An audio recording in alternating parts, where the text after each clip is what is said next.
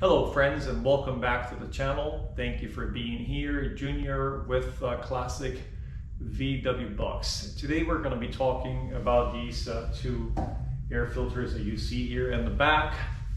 And I have decided to do this video for a couple of reasons. One, when I was researching online looking for these parts, I came across a few folks that were awesome.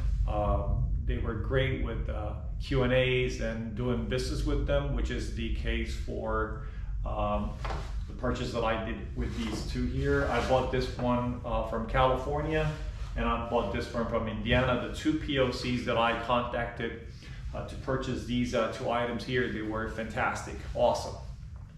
However, I came across other people that they were willing to just tell me about anything about, Volkswagen, even though that was not the part that I needed, to sell me the part that they had instead. But particularly to what I wanted, I just wanted to make sure that I was getting the right part. And so I went with these here, okay? One thing that I will stress to all of you out there, if this is the first time that you are restoring a car, this is your first project, it doesn't matter if it's an import, a muscle car, or a German car, a Volkswagen. I will stress this: buy your service manual for your year, make, and model of the car that you are restoring. Is going to help you a lot. Okay, so going back to these air filters right here, from 1968 through 79, Volkswagen's bay windows, they came with 4 different configurations for air cleaners. Intake preheating flaps on the 1968 through 70 models. This guy right here, the flapper was regulated with a wire linked to the cooling air system and thermostat for the car, as opposed to the 1971 1 year specific, this guy right here. It had a individual separate thermostat that controlled the flapper alone, and aside from the one thermostat controlling the air cooling system for the engine. As well, that goes the same for earlier models. The 1972 had an oil bath cleaner that was suited for dual carbs, and I'm going to go ahead and put a picture somewhere up here. The 73 and the 74, they had the dry type air cleaner with the pleated paper filters, just kind of like the new engines that we have in our cars today, that they have that pleated, square block.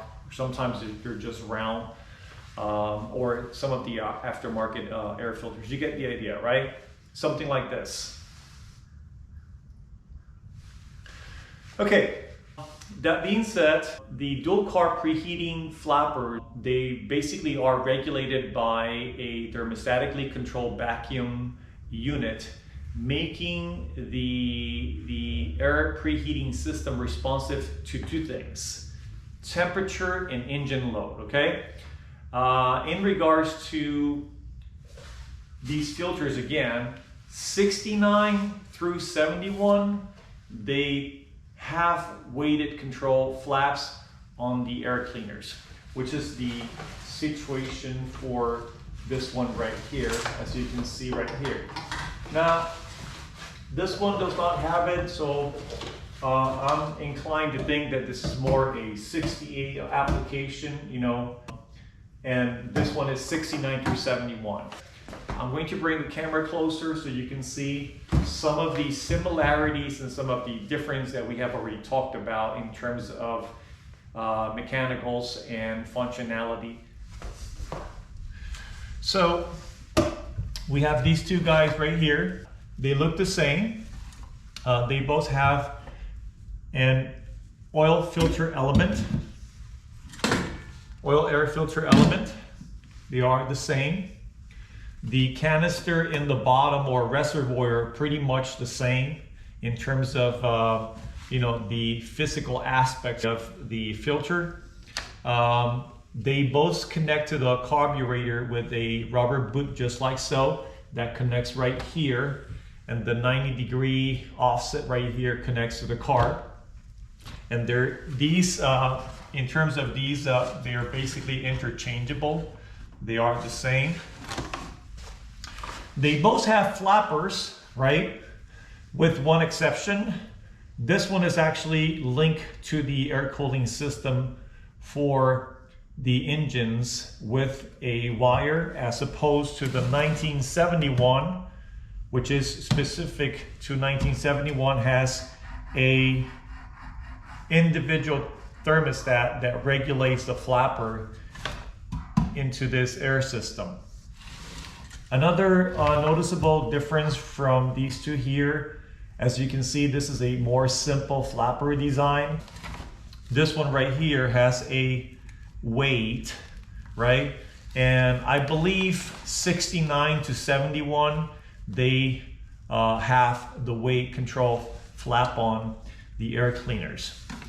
So when I look at these here, this is more for a 68 application as opposed to this one here, which is more 69 through 71. Something else that I want to talk about is that whenever you are using one of these here, you should be very aware of the functionality of these flappers, because if they are not functional and they stay seal shut, they do not operate. Sometimes you risk the chance that it will draw oil from the engine case and get into your filter, and that will generate trouble for you. I don't know if you own a Volkswagen and you have an oil bath installed in it, and sometimes you have experience that the car hesitates, it doesn't want to run, it kind of like goes on and then makes like a sudden stop and then it takes off. Sometimes that's one of the signs that you should keep in mind, to take a look into your oil bath and make sure that this is actually functional, that your thermostat is actually good and is responding to temperature and load so that it opens and closes. Make sure that it is right. And also another thing, make sure you have the right amount of oil in here, okay? So that's pretty much that there for these. Okay guys, so earlier when I mentioned that this flapper should be functional, what I meant by that is that when you accelerate the car, this flapper here with the counterweight should move. So if you look at this oil bath, Sunny, the Super Beetle, it's a 1971 engine. Look what happens when I accelerate the car.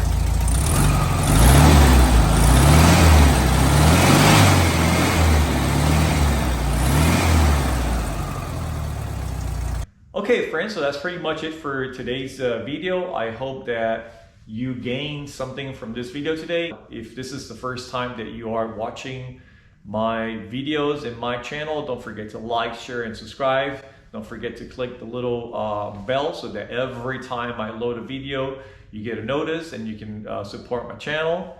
Until then, this is Junior with the Classic VW Bucks. Junior out.